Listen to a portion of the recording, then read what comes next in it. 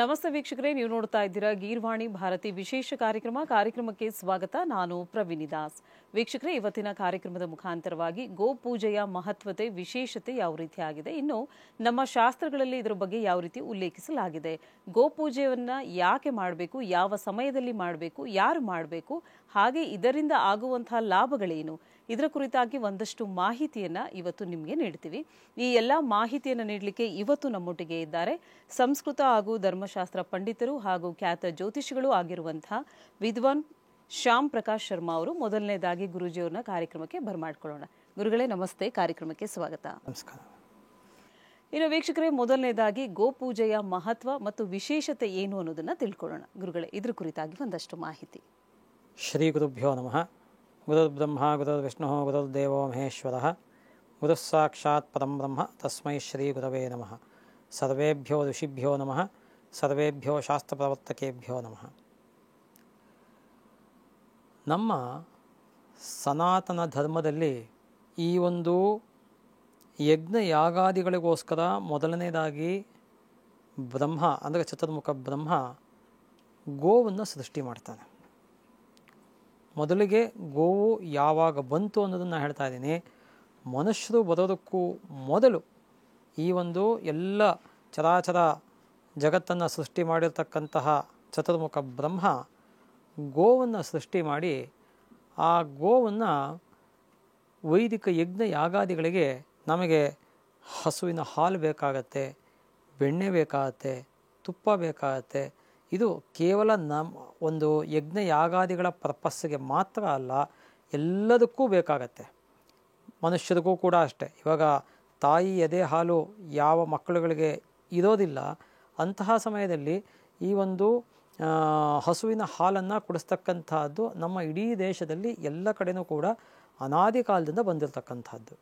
ಹಾಗಾಗಿ ಏನಾಗುತ್ತೆ ಅಂದರೆ ಈ ಒಂದು ಹಸು ಅನ್ನತಕ್ಕಂತಹ ಗೋಮಾತೆ ಅಂತ ನಾವು ಏನು ಕರಿತೀವಿ, ಇದು ನಮಗೆ ನಮ್ಮ ಎಲ್ಲ ಸನಾತನ ಧರ್ಮದ ಹಿಂದೂ ಧರ್ಮದವರಿಗೆ ಎಲ್ಲರಿಗೂ ಕೂಡ ಮಾತೃಸ್ಥಾನದಲ್ಲಿ ಇರತಕ್ಕಂಥದ್ದು, ಅತ್ಯಂತ ಪೂಜನೀಯ ಸ್ಥಾನದಲ್ಲಿ ಇರತಕ್ಕಂಥದ್ದು. ಯಾಕೆ ಅಂದರೆ ಈ ಒಂದು ಹಸುವಿನಲ್ಲಿ ಎಲ್ಲ ದೇವರು ದೇವತೆಗಳ ಆವಾಸ ಸ್ಥಾನ ಇದೆ ಅನ್ನೋದನ್ನು ನಮ್ಮ ಶಾಸ್ತ್ರಗಳು ಕೂಡ ಹೇಳುತ್ತೆ.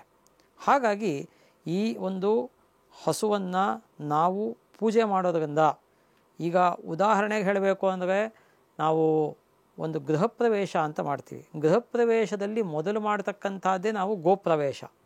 ಗೋಪ್ರವೇಶ ಅಂದರೆ ಹಸುವಿನ ಫಸ್ಟ್ ಒಳಗಡೆ ನಾವು ಕರ್ಕೊಂಡು ಹೋಗ್ತೀವಿ. ಹಸು ಹೋಗಿ ಬಂತು ಅಂದರೆ ನಮಗೆ ಆ ಒಂದು ಸ್ಥಳ ಪರಿಪೂರ್ಣವಾಗಿ ಪವಿತ್ರತೆಯಿಂದ ಕೂಡಿದೆ ಅನ್ನೋ ಅರ್ಥ, ಸ್ಥಳಶುದ್ಧಿ ಆಯಿತು ಅನ್ನೋ ಅರ್ಥ. ನಾವು ಸ್ಥಳಶುದ್ಧಿಗೆ ಪುಣ್ಯಾಹ ನಾಂದಿ ಈ ಥರದ್ದೆಲ್ಲ ಇತ್ಯಾದಿ ಕೈಂಕರ್ಯಗಳನ್ನು ಮಂತ್ರೋಕ್ತವಾಗಿ ಕೈಗೊಂಡರೂ ಕೂಡ ಹಸು ಎಂಟ್ರಾಯಿತು ಅಂದರೆ ಆ ಮನೆ ಶುದ್ಧಿ ಆಯಿತು ಅನ್ನತಕ್ಕಂತಹ ಭಾವನೆ ನಮ್ಮಲ್ಲಿ ಎಲ್ಲದಲ್ಲೂ ಇದೆ. ಹಾಗಾಗಿ ಏನಾಗುತ್ತೆ ಅಂದರೆ ಈ ಒಂದು ಹಸುವನ್ನು ಸಕಲ ಪೂಜ್ಯ ಭಾವನೆಯಿಂದ ನಾವು ಕಾಣ್ತೀವಿ. ಆದ್ದರಿಂದ ಜೊತೆಗೆ ಹಸು ಇಲ್ಲ ಅಂದರೆ ಮನುಷ್ಯರು ಬದುಕೋದೇ ಕಷ್ಟ ಆಗತ್ತೆ. ಯಾಕೆಂದರೆ ಹಸುವಿನ ಹಾಲು ಹುಟ್ಟಿರ್ತಕ್ಕಂಥ ಮಕ್ಕಳುಗಳಿಗೆ ನಾನು ಆಗಲೇ ಹೇಳ್ದಂಗೆ ತಾಯಿ ಹಾಲು ಯಾರಿಗೆ ಅಕಸ್ಮಾತ್ ಇರೋದಿಲ್ಲ, ಅಥವಾ ಕೆಲವು ಸತಿ ತಾಯೇ ಇರೋದಿಲ್ಲ, ಮಕ್ಕಳು ಹುಟ್ಟಿದ ಮೇಲೆ ತಾಯಿ ಹೋಗಿರ್ತಾರೆ, ಈ ಥರದ್ದೆಲ್ಲ ಆದಾಗ ಆ ಒಂದು ಶಿಶುವಿಗೆ ಫೀಡ್ ಮಾಡಬೇಕು ಅಂದರೆ ಹಸುವಿನ ಹಾಲೇ ಸರ್ವಶ್ರೇಷ್ಠ. ಹಾಗಾಗಿ ಆ ಹಸುವನ್ನು ಜೊತೆಗೆ ಪುರಾಣಗಳಲ್ಲೂ ಕೂಡ ಎಲ್ಲ ಕಡೆ ಹೇಳಿದೆ. ಆದ್ದರಿಂದ ಈ ಹಸುವಿನಲ್ಲಿ ಎಲ್ಲ ದೇವಾನ್ ದೇವತೆಗಳು ಎಲ್ಲರೂ ಇರ್ತಾರೆ. ಆದ್ದರಿಂದ ಈ ಹಸುವನ್ನು ಪೂಜೆ ಮಾಡತಕ್ಕಂಥದ್ದು, ಹಸುವನ್ನು ನಾವು ಕೇವಲ ಪೂಜೆ ಒಂದೇ ಅಲ್ಲ, ನೀವು ಹಳೆ ಕಾಲದ್ದು ಅಂದರೆ ಸಾವಿರಾರು ವರ್ಷಗಳ ಕೆಳಗೆ ನೋಡ್ತು ಅಂದರೆ ಈ ಒಂದು ಇವತ್ತು ನಿಮ್ಮ ಹತ್ರ ಎಷ್ಟು ಆಸ್ತಿ ಇದೆ ಅಂದರೆ ಎಷ್ಟು ಕೋಟಿ ಇದೆ ದುಡ್ಡು, ಕರೆನ್ಸಿ ಲೆಕ್ಕ ಹಾಕ್ತಾರೆ. ಹಳೆ ಕಾಲದಲ್ಲಿ ಹಾಗಿರಲಿಲ್ಲ, ಎಷ್ಟು ಹಸು ಇದೆ ಅವನಲ್ಲಿ ಅಂತ ಲೆಕ್ಕ ಹಾಕೋದು. ಇವಾಗ ನೀವು ಸಾಹುಕಾರು ಅಂತ ಕರಿಬೇಕು, ಶ್ರೀಮಂತರು ಅಂತ ಕರಿಬೇಕು ಅಂದರೆ ನಿಮ್ಮ ಹತ್ರ ಒಂದು 100 ಹಸು ಇದೆಯಾ, 1,000 ಹಸು ಇದೆಯಾ, ಮತ್ತು ಕ್ಯಾಟಲ್ ಅಂದರೆ ಡೊಮೆಸ್ಟಿಕ್ ಅನಿಮಲ್ಸು ಅದು ಎಷ್ಟಿದೆ. ಈ ಹಳೆ ಕಾಲದಲ್ಲಿ ಕರೆನ್ಸಿ ಇರಲಿಲ್ಲ, ಆದ್ದರಿಂದ ಈ ಥರದೊಳಗೆ ಲೆಕ್ಕ ಹಾಕ್ತಾ ಇದ್ದಂಥದ್ದು ಎಷ್ಟು ಹಸುಗಳಿದೆ, ಎಷ್ಟು ಬೇರೆ ಬೇರೆ ಮನೆಯಲ್ಲಿ ಸಾಕ್ತಕ್ಕಂತಹ ಪಶು ಪಕ್ಷಿ ಪ್ರಾಣಿಗಳು ಇವೆ, ಈ ಥರದನ್ನ, ಮತ್ತು ಭೂಮಿ ಎಷ್ಟಿದೆ. ಹಸುವನ್ನಾಗಲಿ ಭೂಮಿನಾಗಲಿ ನಮ್ಮ ಶಾಸ್ತ್ರಗಳ ಪ್ರಕಾರ ಮಾರೋ ಹಾಗಿಲ್ಲ. ಎಲ್ಲರೂ ಕರೆಕ್ಟಾಗಿ ಅರ್ಥ ಮಾಡ್ಕೋಬೇಕು. ಭೂಮಿಯನ್ನು ತಾಯಿ ಅಂತ ಕರಿತೇವೆ ನಾವು, ಭೂದೇವಿ ಭೂಮಿ ತಾಯಿ ಅಂತ ಕರಿತೀವಿ. ಪ್ರಪಂಚದಲ್ಲಿ ನನಗೆ ತಿಳಿದ ಮಟ್ಟಿಗೆ ಯಾವುದೋ ಅವ್ರ ತಾಯಿನ ಮಾರೋದಿಲ್ಲ. ಹೌದು, ಸತ್ಯದಿಷ್ಟಂದ್ರೆ ಹೆಂಡತಿನ ಮಾರಿದ ಇನ್ಸಿಡೆನ್ಸ್ ಇದೆ ಹೊರತು ತಾಯಿನ ಮಾರಿದ ಇನ್ಸಿಡೆನ್ಸ್ ಅನ್ನೋದು ಇಡೀ ಸೃಷ್ಟಿನಲ್ಲೇ ಇಲ್ಲ. ಹೌದು, ಹೌದು. ಹಾಗಾಗಿ ಏನಾಗುತ್ತೆ ಅಂದರೆ ನಮ್ಮಲ್ಲಿ ಅನಾದಿ ಕಾಲದಿಂದನೂ ಕೂಡ ಭೂಮಿಯನ್ನು ದಾನವಾಗಿ ಕೊಡ್ತಾ ಇದ್ರು, ಹಸುವನ್ನು ದಾನವಾಗಿ, ಗೋದಾನ ಭೂದಾನ, ಅದಕ್ಕೇ ದಶದಾನಗಳು ಅಂತ ಗೋಭೂತಿಲ ಹಿರಣ್ಯಾಜ್ಯ ವಾಸೋಧಾನ್ಯ ಗುಡಾನಿಚ ರೌಪ್ಯಂ ಲವಣಮಿತ್ಯಾಹೋ ದಶದಾನ ಪ್ರಕೀರ್ತಿತಃ ಅಂತ ಪ್ರಮುಖವಾದಂತಹ 10 ದಾನಗಳು ಅಂತ ಹೇಳ್ತೀವಿ. ಅದರೊಳಗೆ ಫಸ್ಟ್ 2 ಬರ್ತಕ್ಕಂಥದ್ದೇ ಗೋದಾನ ಭೂದಾನ. ಗೋಭೂತಿಲ ಹಿರಣ್ಯ ಆಜ್ಯ ವಾಸೋಧಾನ್ಯ ಗುಡಾದಿ ರೌಪ್ಯಂ ಲವಣಮಿತ್ಯಾಹೋ ದಶದಾನ ಪ್ರಕೀರ್ತಿತಃ ಅಂತ ಶ್ಲೋಕ ಇರ್ತಕ್ಕಂಥದ್ದು. ಸೊ ಗೋದಾನ, ಗೋವನ್ನು ದಾನವಾಗಿ ಕೊಡಬೇಕು. ಯಾರಾದರೂ ಸ್ವಾಮಿ ನಾನು ಬಡವ ನನಗೇನಾದ್ರು ಕೊಡಿ ಅಂದರೆ ಅವನಿಗೆ ಹೋಗು ನೀನು ಜೀವನ ಮಾಡ್ಕೋ ಅಂತ ಒಂದು ಹಸುವನ್ನು 1-2 ಹಸುನ ಕೊಡೋದು. ಹೊಲ ಇದ್ದರೆ ಅವನಿಗೆ ಎತ್ತನ್ನು ಕೊಡೋದು. ಯಾತಕ್ಕೆ? ನೀನು ಜೀವನ ಮಾಡ್ಕೋ. ಸರ್ವೇಷಾಮೇವ ದಾನಾನಾಂ ಜೀವದಾನಂ ವಿಶಿಷ್ಯತೆ ಅಂತ ಧರ್ಮಶಾಸ್ತ್ರದಲ್ಲಿ ಇನ್ನೂ ಒಂದು ಮಾತು ಬರುತ್ತೆ. ಯಾರಿಗೆ ಬದುಕೋದಕ್ಕೆ ನಾವು ಒಂದು ಆಸರೆಯಾಗಿ ಕೊಡ್ತೀವಿ ಏನನ್ನಾದವನೋ ಅದು ಅವನಿಗೆ ಬಹಳ ಶ್ರೇಷ್ಠವಾದದ್ದು. ಯಾರಿಗೆ ಏನಿದಲ್ವೋ ದರಿದ್ರಾಯ ದೀಯತೆ ದಾನಂ ಸಫಲಂ ಪಾಂಡುನಂದನ ಅಂತ ವೇದವ್ಯಾಸರು ಕೂಡ ಮಹಾಭಾರತದಲ್ಲಿ ಹೇಳ್ತಾರೆ. ಯಾರಿಗೆ ಇರುತ್ತೆ ಅವ್ರಿಗೆ ಅದನ್ನು ಕೊಡಬೇಕು. ಇವಾಗ ನಿಮಗೆ ಹೊಟ್ಟೆ ತುಂಬಿದೆ, ನಿಮಗೆ ಕಲ್ಲು ಊಟ ಹಾಕ್ತೀನಿ ಅಂದರೆ ಬೇಡ ಅಂತಿದ. ಯಾವನು ತುಂಬ ಹಸುಕೊಂಡಿದ್ದಾನೆ, ಅವನಿಗೆ ಊಟ ಹಾಕ್ತೀನಿ ಅಂದರೆ ಅಯ್ಯೋ ಸದ್ಯ ಕೊಟ್ಟರೆ ಸಾಕು ನನಗೆ ಏನಾದರೂ ಒಂದು ಕಾಯ್ಕೊಂಡಿರ್ತಾನೆ, ಅಂಥವನು ನಿಮ್ಮನ್ನು ಹಲಸ್ಬಿಟ್ಟು ಹೋಗ್ತಾನೆ. ಹೌದು. ಹಾಗಾಗಿ ಏನಾಗುತ್ತೆ ಅಂದರೆ ಈ ಒಂದು ಗೋವು ಅನ್ನತಕ್ಕಂಥದ್ದು ಕೇವಲ ಪೂಜ್ಯ ಭಾವನೆ ಒಂದೇ ಅಲ್ಲ. ನಮ್ಮಲ್ಲಿ ಎಷ್ಟು ಶ್ರೀಮಂತಿಕೆ ಅನ್ನೋದು ನಮ್ಮಲ್ಲಿ ಅಳಿಬೇಕಾದರೂ ಕೂಡ ಗೋವಾಗಲಿ ಭೂಮಿಯಾಗಲಿ ಹಿರಣ್ಯ ಆಗಲಿ ಈ ಮೂರೂ ಕೂಡ, ಹಿರಣ್ಯ ಅಂದರೆ ಬಂಗಾರ, ಎಷ್ಟು ಈ ಬಂಗಾರ ಅನ್ನೋದು ಅನಾದಿ ಕಾಲದಿಂದನೂ ಇದೆ. ಹಾಗಾಗಿ ಯಾರಾದರೂ ತುಂಬ ಕಡು ಬಡವ ಅಂದರೆ ಆ ಕಾಲಕ್ಕೆ ನಾ ಹೇಳ್ತೀವಿ, ಇವತ್ತಿನ ಕಾಲಕ್ಕೆ ಇವತ್ತಿಗೆ ಗ್ರಾಮೇ 7,000 ರೂಪಾಯಿ ಇದೆ.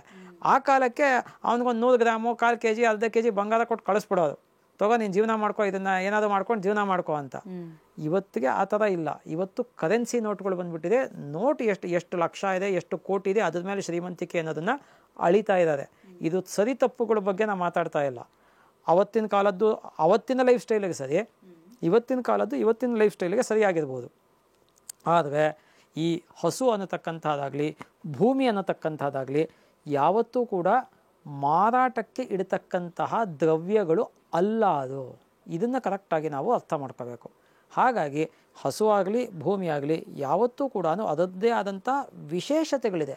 ಇವತ್ತು ನಿಮಗೆ ಫಾರಿನ್ ಯೂನಿವರ್ಸಿಟಿಗಳಲ್ಲಿ ನಮ್ಮಲ್ಲಿ ಏನು ನಾವು ಈ ಒಂದು ಹಸುವಿನ ಪಂಚಗವ್ಯ ಅಂತ ಹೇಳ್ತೀವಿ, ಆ ಪಂಚಗವ್ಯದ ಮೇಲೆ ಹಾಲು ಮೊಸರು ತುಪ್ಪ ಆಮೇಲೆ ಗೋಮಯ ಗೋಮೂತ್ರ, ಈ ಗೋಮಯ ಗೋಮೂತ್ರದ ಬಗ್ಗೆ ಅಂತೂ ಫಾರಿನ್ ಯೂನಿವರ್ಸಿಟಿಗಳಲ್ಲಿ ತುಂಬ ರಿಸರ್ಚಸ್ ನಡೀತಾ ಇದೆ. ನನ್ನ ಹತ್ರ ಅದಕ್ಕೆ ಸಂಬಂಧಪಟ್ಟಂತಹ ಗ್ರಂಥಗಳು ಕೂಡ ಮನೆಯಲ್ಲಿದೆ. ನನ್ನ ಹತ್ರ ಸಂಸ್ಕೃತದಲ್ಲಿ ಇರ್ತಕ್ಕಂಥ ಗ್ರಂಥಗಳು. ಪಂಚಗವ್ಯ ಯಾತಕ್ಕೆ ನಾವು ಸ್ವೀಕಾರ ಮಾಡಬೇಕು, ಪಂಚಗವ್ಯ ಸ್ವೀಕಾರ ಮಾಡೋದ್ರಿಂದ ಏನು ಅನುಕೂಲ, ಮನೆಯಲ್ಲಿ ನಾವು ಹಳೆ ಕಾಲದಲ್ಲಿ ಬೆರಣಿನ ಸುಟ್ಟುಬಿಟ್ಟು ಮನೆ ಸುತ್ತಲೂ ಹೊಗೆ ಹಾಕೋದು. ಹಳ್ಳಿಗಳಲ್ಲಿ ಇವತ್ತಿಗೂ ಇದೆ ಆ ಪದ್ಧತಿ. ಎಷ್ಟೋ ಕಡೆ ಆ್ಯಂಟಿ ಬ್ಯಾಕ್ಟೀರಿಯಲ್ ಪ್ರಾಪರ್ಟೀಸ್ ಇದೆ. ಹಾಗಾಗಿ ನಿಮಗೆ ಯಾವುದೇ ರೀತಿಯಾದಂತಹ ಒಂದು ದುಷ್ಟ ಶಕ್ತಿಗಳಾಗಲಿ ಅಥವಾ ಈ ಥರದ ಒಂದು ದುಷ್ಟ ಕ್ರಿಮಿಕೀಟಗಳಾಗಲಿ ಇದು ಯಾವುದೂ ಬರದೇ ಇರೋದಕ್ಕೆ ಇವತ್ತು ನೀವು ನೋಡ್ಬೋದು. ನೀವು ಯಾವ್ದಾದ್ರು ಮನೆ ಮುಂದೆ ಯಾವ್ದಾದ್ರು ಹೋಯ್ತು ಅಂದರೆ ಮನೆ ಮುಂದೆ ಬೆಂಕಿ ಹಾಕ್ತಾರೆ. ಇವತ್ತು ಸಿಟಿಗಳಲ್ಲಿ ನಮಗೆ ಬೆರಣಿ ಸಿಗಲ್ಲ, ಅದಕ್ಕೆ ಕಟ್ಟಿಗೆ ಇಡ್ತಾರೆ ಅಷ್ಟೇ. ಆ್ಯಕ್ಚುಲಿ ಇಡಬೇಕಾದ ಕಟ್ಟಿಗೆ ಅಲ್ಲ, ಬೆರಣಿ. ಯಾತಕ್ಕೆ ಅಂದರೆ ಆ ಹೋಗಿರ್ತಕ್ಕಂತಹ ಬಾಡಿನಲ್ಲಿ ಯಾವುದೋ ಒಂದು ರೀತಿಯಾದಂತಹ ಕಲ್ಮಶಗಳು ಇರುತ್ತೆ. ಅದರಿಂದ ಹೊರಸೂಸ್ತಕ್ಕಂತಹ ವಾಸನೆಗಳು ನಮಗೆ ಅಫೆಕ್ಟ್ ಆಗಬಾರ್ದು ಅನ್ನೋದಕ್ಕೋಸ್ಕರ ಆ ಬೆರಣಿಯನ್ನು ಮನೆ ಮುಂದೆ ಹಚ್ಚಿ ಹೊಗೆ ಬಂತು ಅಂದರೆ ಆ ಹೊಗೆ ಎಲ್ಲ ಕಡೆ ಪಸರಿಸುತ್ತೆ. ಅದು ಬಂದಾಗ ನಮಗೆ ಯಾವುದೇ ರೀತಿಯಾದಂತಹ ತೊಂದರೆಗಳು ಆಗೋದೇ, ಅಲ್ಲಿ ಸೇರಿರ್ತಕ್ಕಂತಹ ಜನಗಳಿಗೂ ಕೂಡ ಯಾವುದೇ ರೀತಿಯಾದಂಥ ಇನ್ಫೆಕ್ಷನ್ಸ್ ಆಗಲಿ ಬೇರೆ ಯಾವುದೇ ರೀತಿಯ ತೊಂದರೆಗಳಾಗಲಿ ಆಗೋದಿಲ್ಲ. ಇಷ್ಟೆಲ್ಲ ಕಾರಣಗಳನ್ನು ಹೊಂದಿರತಕ್ಕಂತಹ ಏಕೈಕ ಪ್ರಾಣಿ ಇಡೀ ಭೂಮಂಡಲದಲ್ಲಿ ಅಂದರೆ ಹಸು ಒಂದೇ. ಹಾಗಾಗಿ ನಾವು ಒಂದು ಮೆಟೀರಿಯಲಿಸ್ಟಿಕ್ ಆಗಿ ನೋಡಿದಾಗಲೂ ಹಸು ನಮಗೆ ಅತ್ಯಗತ್ಯ, ಪೂಜ್ಯ ಭಾವನೆಯಿಂದ ನೋಡಿದಾಗಲೂ ಅತ್ಯಗತ್ಯ, ಒಂದು ಶ್ರೀಮಂತಿಕೆಯ ವಿಚಾರದಲ್ಲಿ ನೋಡಿದ್ರೂ ಅತ್ಯಗತ್ಯ. ಈ ಎಲ್ಲ ರೀತಿಯಲ್ಲೂ ಕೂಡ ಹಸು ಅನ್ನತಕ್ಕಂಥದ್ದು ಬಹಳ ಶ್ರೇಷ್ಠವಾದದ್ದು. ಆದ್ದರಿಂದ ಹಸುವಿನ ಒಂದು ಪೂಜೆ ಆಗಲಿ ಅಥವಾ ಹಸುವಿಗೆ ನಾವು ಪ್ರತಿನಿತ್ಯ ಆಹಾರವನ್ನು ಕೊಡಬೇಕು. ಅದನ್ನು ಶಾಸ್ತ್ರಗಳಲ್ಲಿ ಬಹಳ ಸ್ಪಷ್ಟವಾಗಿ ಹೇಳುತ್ತೆ.